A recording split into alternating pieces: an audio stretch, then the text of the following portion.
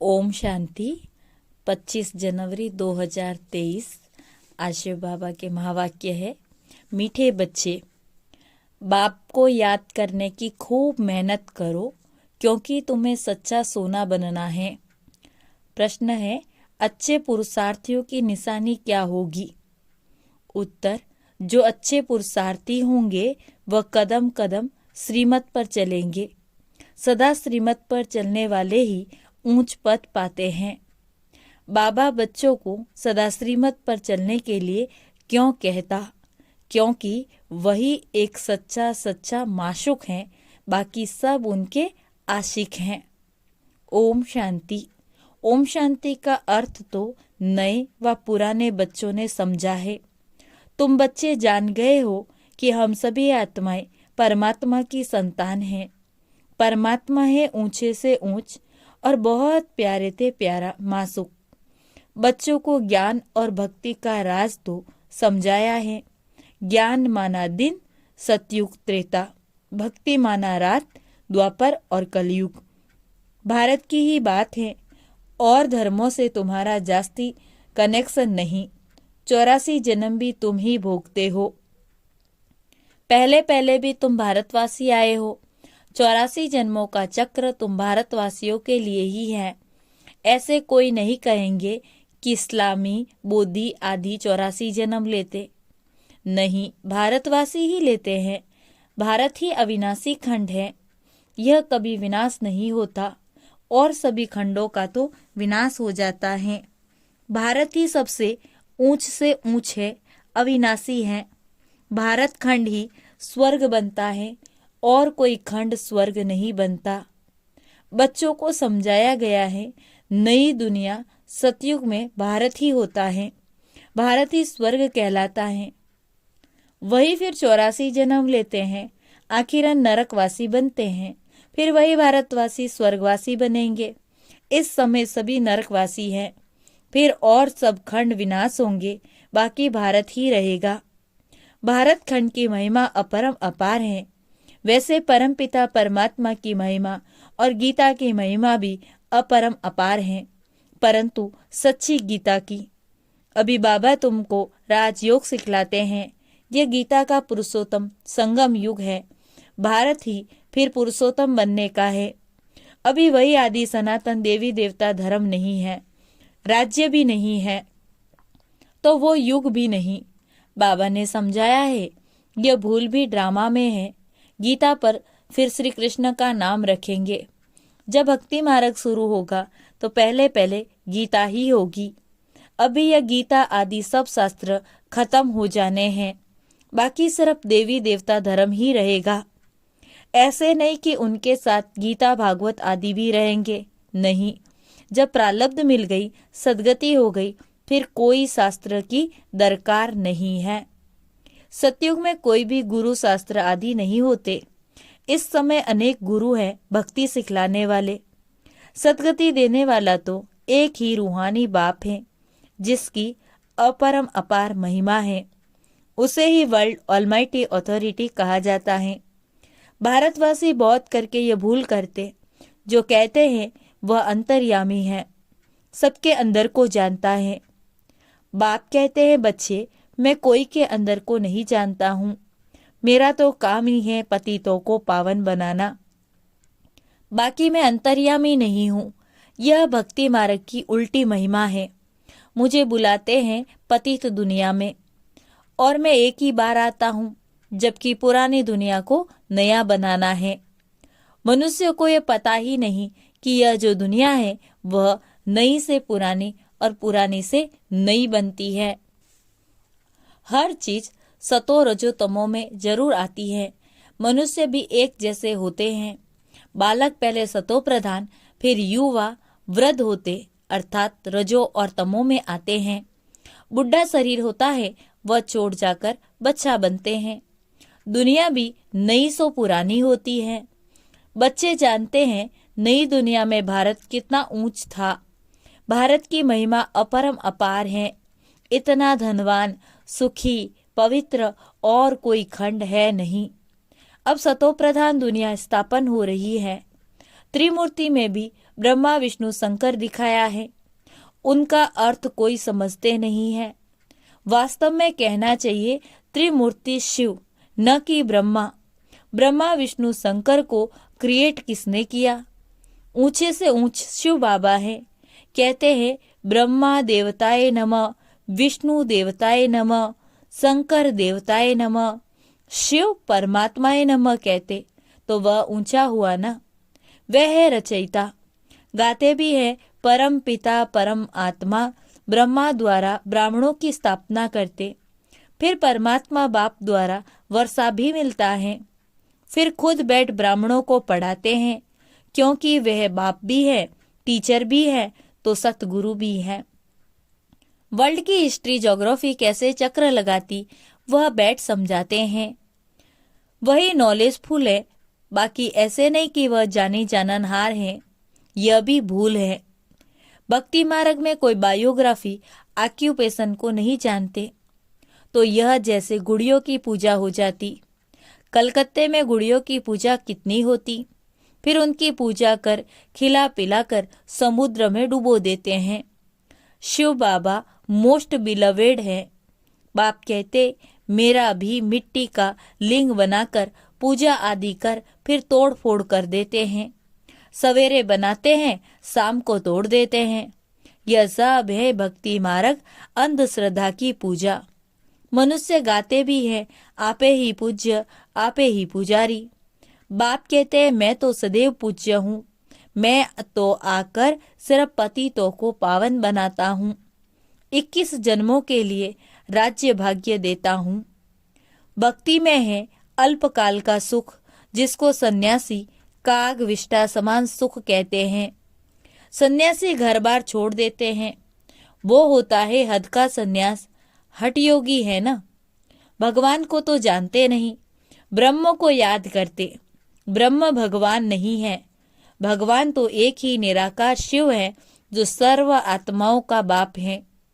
ब्रह्म है हम आत्माओं के रहने का स्थान। वह ब्रह्मांड या स्वीट होम है, वहां से हम आत्माएं यहाँ पाठ बजाने आती हैं। आत्मा कहती है हम एक शरीर छोड़ दूसरा शरीर लेता हूँ।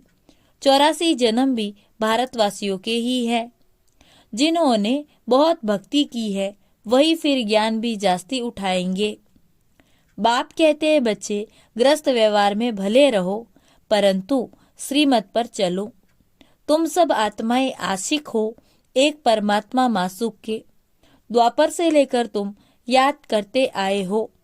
दुख में आत्मा बाप को याद करती है। अब यह है ही दुख धाम। आत्माएं असली शांति धाम की निवासी है। पीछे आई सुख धाम में, फिर हमने 84 जन्म लिए। हम सो हम का अर्थ भी अभी बाप समझाते हैं। वे दूत कह देते हैं आत्मा सो परमात्मा, परमात्मा सो आत्मा। अब बाबा आकर समझाते हैं आत्मा सो परमात्मा कैसे हो सकता, परमात्मा तो एक है और उनके तो सब बच्चे हैं। साधु संत आदि भी हम सो का अर्थ रॉन्ग करते। अब बाबा ने समझाया हम सो का अर्थ ही है हम आत्मा। सतयुग में 100 देवी देवता थी, फिर हम सो क्षत्रिय, फिर हम सो वैश्य और हम सो शूद्र बनी। अब फिर हम सो ब्राह्मण बने हैं, हम सो देवता बनने के लिए। यह है यथार्थ अर्थ, वह बिल्कुल रॉन्ग है। बाप कहते हैं मनुष्य रावण की मत पर चल कितने झूठे हो गए। इसलिए कहावत है झूठी माया झूठी काया झूठा सब संसार। सतयुग में ऐसे नहीं कहेंगे। वह तो है सचखंड, वहां झूठ का नाम निशान नहीं होता। यहाँ फिर सच का नाम नहीं है, फिर भी आटे में नमक कहा जाता, इतना सत्य है। सतयुग में है देवी गुण वाले मनुष्य, उन्हों का है देवता धर्म। पीछे और धर्म हुए हैं तो द्वैत हुआ। द्वापर से आसुरी रावण राज्य शुरू हो जाता। सतयुग में रावण राज्य भी नहीं तो 5 विकार भी नहीं हो सकते। वह है संपूर्ण निर्विकारी। राम सीता को 14 कला संपूर्ण कहा जाता है। राम को बाण क्यों दिया ये भी कोई नहीं जानते। अब इसमें हिंसा की बात नहीं है। तुम हो गॉडली स्टूडेंट्स तो फादर हुआ ना, स्टूडेंट है तो वह टीचर हुआ। फिर तुम बच्चों को सदगति दे स्वर्ग में ले जाते तो सतगुरु भी हुआ। तो बाप, टीचर, गुरु तीनों ही हो गया ना। उनके तुम बच्चे बने हो तो तुमको कितनी खुशी होनी चाहिए। तुम बच्चे जानते हो अभी है रावण राज्य। रावण भारत का सबसे बड़ा दुश्मन है। यह नॉलेज भी तुम बच्चों को नॉलेजफुल बाप से मिलती है। वे बाप ही ज्ञान का सागर, आनंद का सागर हैं। ज्ञान सागर से तुम बादल भरकर फिर जाए वर्षा करते हो। ज्ञान गंगाएं तुम ही हो, तुम्हारी ही महिमा है। बाकी पानी की गंगा में स्नान करने से पावन तो कोई बनता ही नहीं है। मैले गंदे पानी में स्नान करने से भी समझते हम पावन हो जाएंगे। चश्मे वानी झरने के पानी को भी बहुत महत्व देते। यह सब है भक्ति मार्ग। सतयुग त्रेता में भक्ति नहीं होती, वह है संपूर्ण निर्विकारी दुनिया। बाप कहते, बच्चे मैं तुमको अभी पावन बनाने आया हूं। यह एक जन्म मुझे याद करो और पावन बनो तो तुम सतो प्रधान बन जाएंगे। मैं ही पतित पावन हूं। जितना हो सके याद की यात्रा को बढ़ाओ। मुख से शिव बाबा नहीं कहना है। जैसे आशिक मासूक को याद करते हैं, एक बार देखा बस बुद्धि में उनकी याद रहेगी। भक्ति में जो जिसको याद करते, जिसकी पूजा करते, उनका साक्षात्कार हो जाता है। परंतु वह सब है अल्पकाल के लिए। भक्ति से नीचे ही उतरते आए हैं। अब तो मौत सामने खड़ा है। हाय हाय के बाद ही जय जयकार होनी है। भारत में ही रक्त की नदियां बहनी हैं। अब सब तमो प्रधान से सतो प्रधान बनते हैं, परंतु बनेंगे वही जो कल्प पहले देवता बने होंगे। वही आकर बाप से पूरा वर्षा लेंगे। अगर भक्ति कम की होगी तो ज्ञान भी पूरा नहीं उठाएंगे। फिर प्रजा में नंबरवार पद पाएंगे। अच्छे पुरुषार्थी कदम कदम श्रीमत पर चल अच्छा पद पाएंगे। मैनर्स भी अच्छे चाहिए, देवी गुण भी धारण करने हैं। वे फिर 21 जन्म चलेंगे। अब है सबके आसुरी गुण, क्योंकि पतित दुनिया है ना। तुम बच्चों को वर्ल्ड की हिस्ट्री ज्योग्राफी भी समझाई गई है। इस समय बाप कहते हैं, बच्चे याद की बहुत मेहनत करो तो तुम सच्चा सोना बन जाएंगे। सतयुग में गोल्डन एज सच्चा सोना है। फिर त्रेता में चांदी की अलाई पड़ती तो कलाई कम होती जाती। अब तो कोई कला नहीं है। जब ऐसी हालत हो जाती तब बाप आते हैं। यह भी ड्रामा में नूंद है। तुम एक्टर हो ना, तुम जानते हो हम यहाँ पाठ बजाने आए हैं। पाठधारी अगर ड्रामा के आदि मध्य अंत को न जाने तो उनको बेसमझ कहा जाता। बेहद का बाप कहते हैं, सभी कितना बेसमझ बन गए हैं। अब मैं तुमको समझदार हीरे जैसा बनाता हूँ। फिर रावण आकर कोड़ी तुल्य बना देता। अब इस पुरानी दुनिया का विनाश होना ही है। सबको मच्छरों सदृश्य ले जाता हूँ। तुम्हारी एम ऑब्जेक्ट सामने खड़ी है, ऐसा बनना है, तब तुम स्वर्गवासी बनेंगे। तुम भी के ये पुरुषार्थ कर रहे हो, परंतु मनुष्यों की बुद्धि तमो प्रधान होने कारण यह भी समझते नहीं कि इतने सब बीखे हैं तो जरूर प्रजापिता ब्रह्मा भी होगा। ब्राह्मण है चोटी, ब्राह्मण फिर देवता। चित्रों में ब्राह्मणों को शिव को गुम कर दिया है। ब्राह्मण अब भारत को स्वर्ग बना रहे हैं। अच्छा, मीठे मीठे सिखिलदे बच्चों प्रति माता पिता बाप दादा का याद प्यार, नंबरवार पुरुषार्थ अनुसार याद प्यार और गुड मॉर्निंग। रूहानी बाप की रूहानी बच्चों को नमस्ते। हम रूहानी बच्चों की रूहानी बाप दादा को याद प्यार, गुड मॉर्निंग और नमस्ते। धारणा के लिए मुख्य सार, पहला पॉइंट, ज्ञान सागर से बादल भर ज्ञान की वर्षा करनी है। जितना हो सके याद की यात्रा को भी बढ़ाना है। याद से ही सच्चा सोना बनना है। दूसरा, श्रीमत पर चल, अच्छे मैनर्स और देवी गुण धारण करने हैं। सचखंड में चलने के लिए बहुत बहुत सच्चा बनना है। आज का वरदान है, विशेषता देखने का चश्मा पहन, संबंध संपर्क में आने वाले विश्व परिवर्तक भव। विशेषता देखने का चश्मा पहन, संबंध संपर्क में आने वाले विश्व परिवर्तक भव।